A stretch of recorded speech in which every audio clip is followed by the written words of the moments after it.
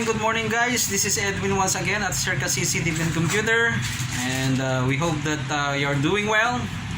And today, please join us as we discuss how to configure a CCTV system using DS7600 series from Hikvision. So, good morning. Please join us. So guys, this is our new Hikvision, this 7600 series embedded in VR. So we will try to connect this. So this is the actual NVR. But first we need to have the items needed for the connection. So we will identify manually the tools that we need. So this is the NVR DS7600 series embedded in VR from Hikvision, and of course we will be using a small switch hub. So this is like a desktop switch hub, very small type, only 4-port.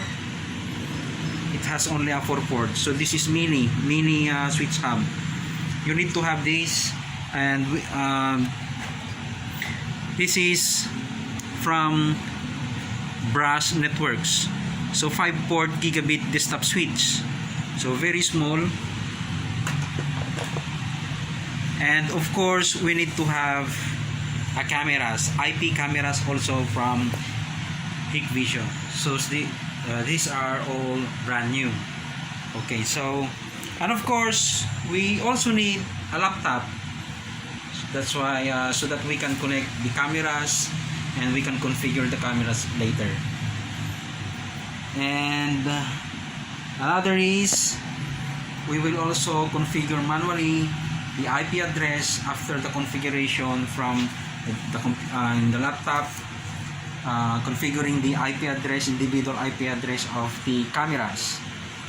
So we will be connecting through this hub, switch hub. And by the way, we are not going to use the PoE from the NVR itself. So we need only to connect the switch hub, the NVR going to this switch. This is the white color patch cable going to our NVR. So it's only it has only one patch cable connected at the bottom of the NVR. So we are not going to use the PoE, but instead we will be using the switch hub to connect all the cameras. So that's it. Okay, so let's try to configure the cameras individually. By the way, we are going to use a Hikvision camera, IP cameras. This is the Hikvision XR H265 Plus mini bullet network camera, also from Hikvision.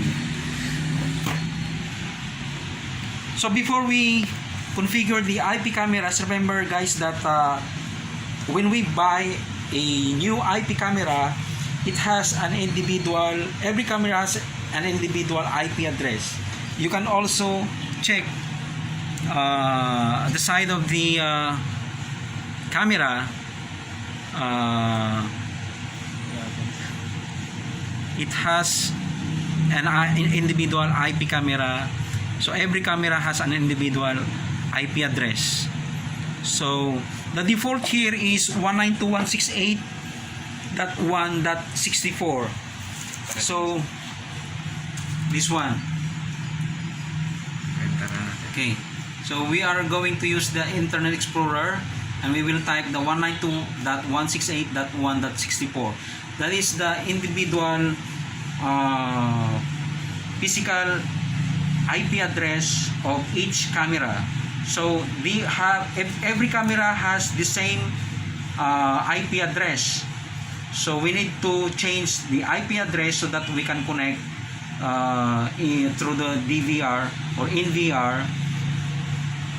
Okay, so let's now start to change the IP address.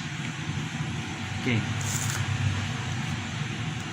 we're going to password admin 123. remember guys that we have to put passwords. a password, so you need to input the password for the so that you can enter. Anong gagawin natin password? Circa 123.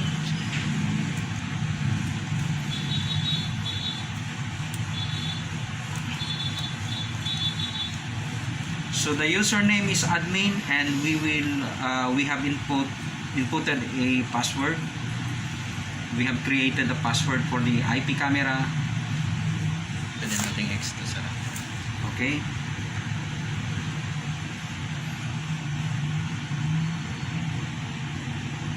So we are now in the Hikvision individual IP address of the camera. So we will try to configure the IP address. We will change the IP address of each camera.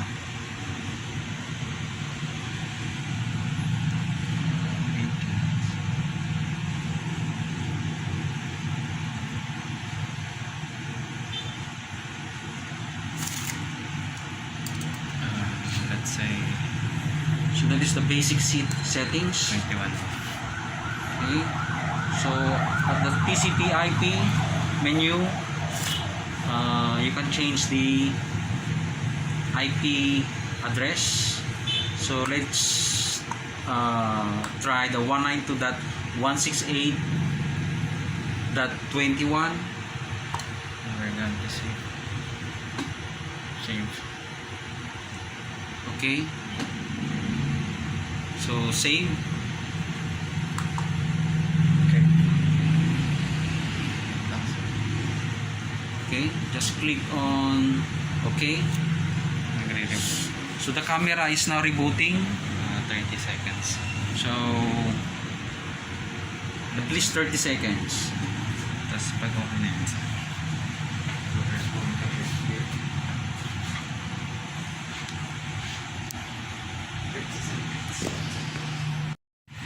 Okay guys, so the camera now is now rebooting. So finish the rebooting. So we will now have to configure the IP camera in the NVR. So remember guys that we have created recently, we have created an individual IP address of this camera, and also we have created a password or credential of this camera. So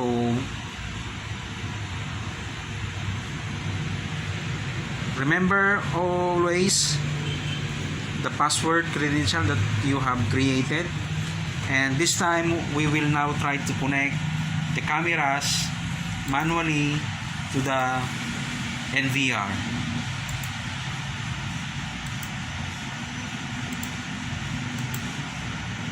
So remember guys, the IP address, the default IP address of the camera is 192.168.236.63. So we will now change the IP address manually. So we have created the 192.168.1.21, and also we will input the password that we have created earlier, password of the NV as IP camera. Click on OK. So that's very easy, that's very simple. So the camera is now working through our NVR system. And this one, okay? Kita niyo po. So it's now working.